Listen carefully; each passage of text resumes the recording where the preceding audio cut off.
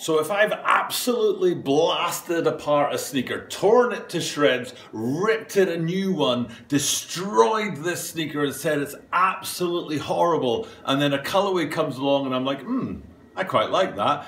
Is that fair? Is it fair of me to do that? Because that's exactly what I did when the Lebron 17 lows dropped for the first time. I first reviewed them with the bread, which is probably behind me right now, and I just totally hammered the shoe. I was like, I'm in love with the 17 highs. I think they're an awesome looking shoe. And then when along came these lows, I was like, that's gross. And I totally destroyed them in that video. And then here I am again today with the 17 low, and I'm like, I'm going to review that for the channel. That's pretty cool. I don't know if that's fair of me, but that's the reality of what's happening today, because we're going to be taking a closer look at the Nike Lebron 17 low black, white, gold championship shoe.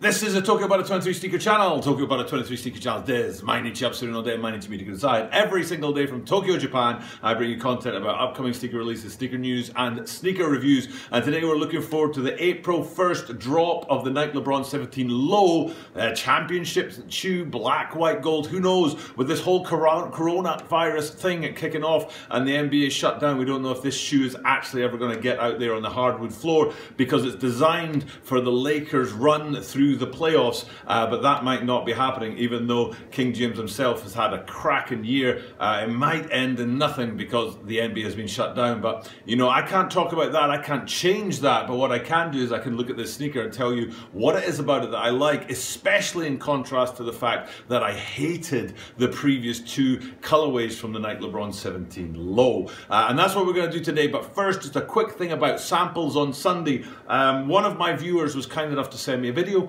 to put up on Sunday from, I think he's from Europe somewhere, Germany potentially, and it's some rare samples that he's sending me over, so definitely check out on Sunday some of the rarest samples in the world. An amazing video coming at me from one of my viewers, so thank you very much, and make sure you stay tuned for that coming on Sunday. But back to this Lebron 17 low, I don't know what to call it. Like I said, it's the championship shoe, the championship run, the black, white, gold, whatever it's called, I don't know, but what I do know is that I like it, and I was trying to work out what it was that I liked about it compared to the previous two.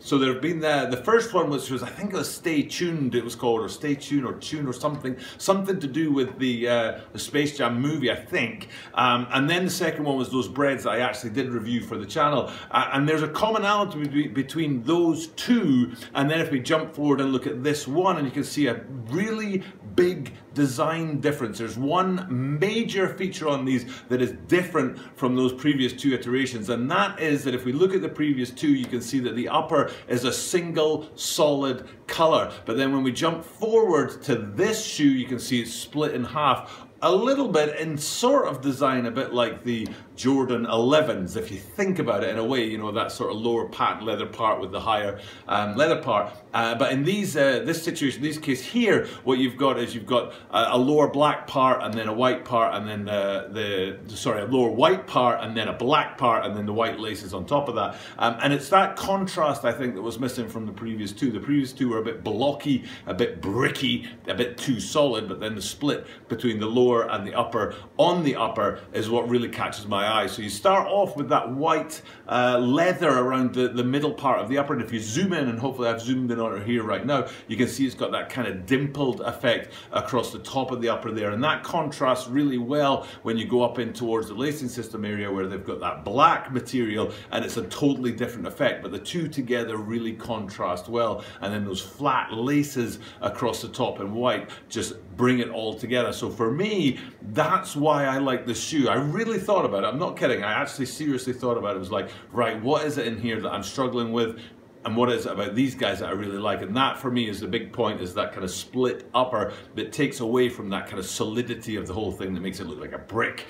So these definitely caught my eye in those terms, and that's what first brought me to this shoe. And I literally wrote like, oh man, this is a cracking looking shoe, because I was so conflicted about that last video where I tore them apart. But there's more. It's not just that that's really cool in this shoe. That signature of the championship sort of run, the deal about the championship run is brought to this shoe in gold, and there are quite a lot of places on the shoe that have got those gold signatures. Now they're detailing, whereas the black and the white materials of the upper are the colorway, the gold is kind of detailing. And my favorite place place that that comes to play is on the lateral side swoosh, where you can see that it's what I call swoosh interrupted, because the bottom line of the swoosh has a space between the two segments where the midfoot comes up, the midsole comes up and sort of interrupts the swoosh on there. And I totally dig that. I think that's a really cool feature on these shoes. And that kind of gold detailing on there is then repeated in quite a lot of places throughout the shoe. If we go up onto the tongue,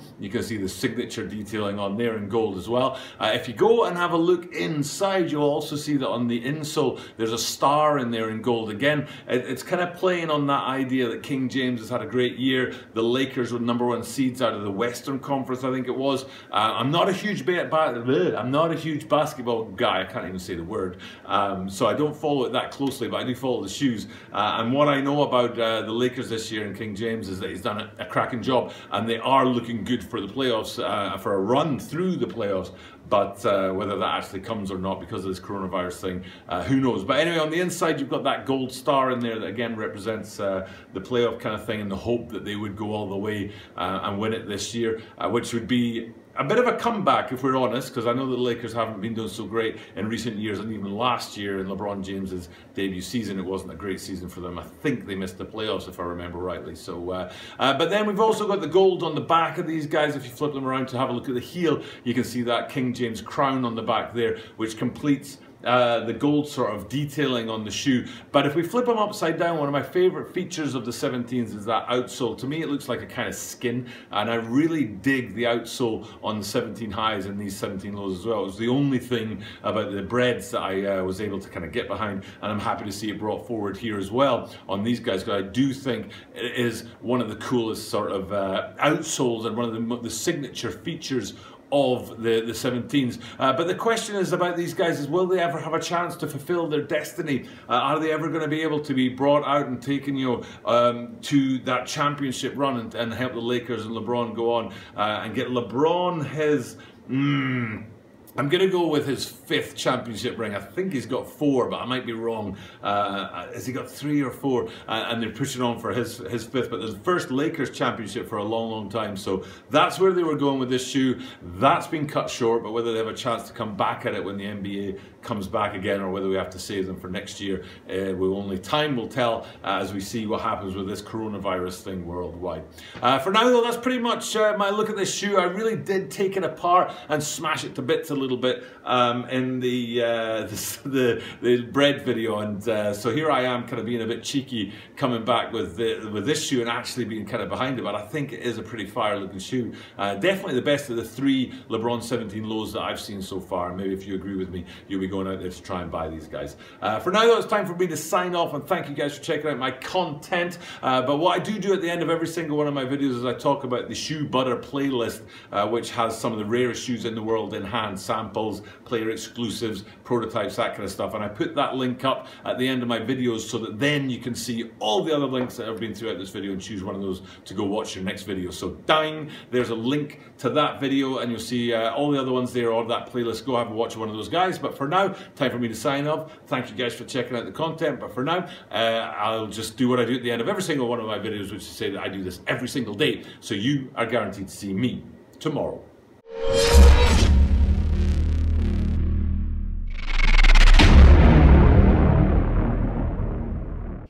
Bet you didn't see this coming. As far as I know, I'm the only person in the world that has this shoe. I'm just going to give you guys a chance to take a look at it because it is flippin' sensational.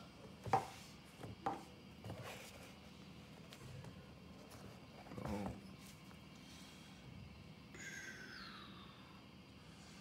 Does not need words.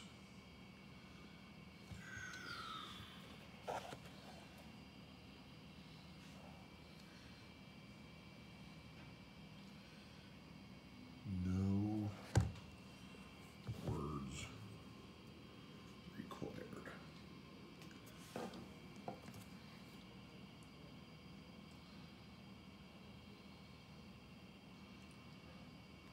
Wow.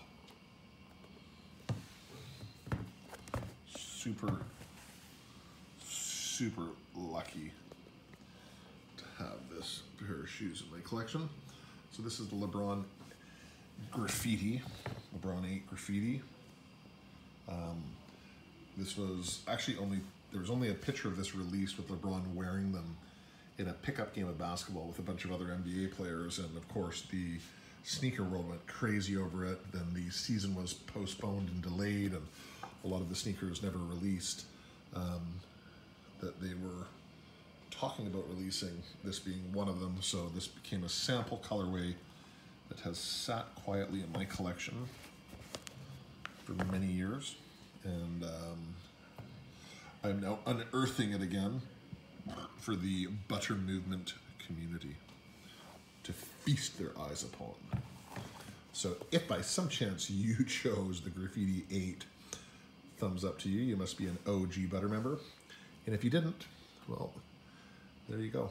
It's not a myth. It's not a rumor. It's not a legend. It's right there, right in front of you. Tokyo Butter channel. Sign up. This is the type of stuff we're going to give you. Thumbs up, subscribe, comment. See you next week.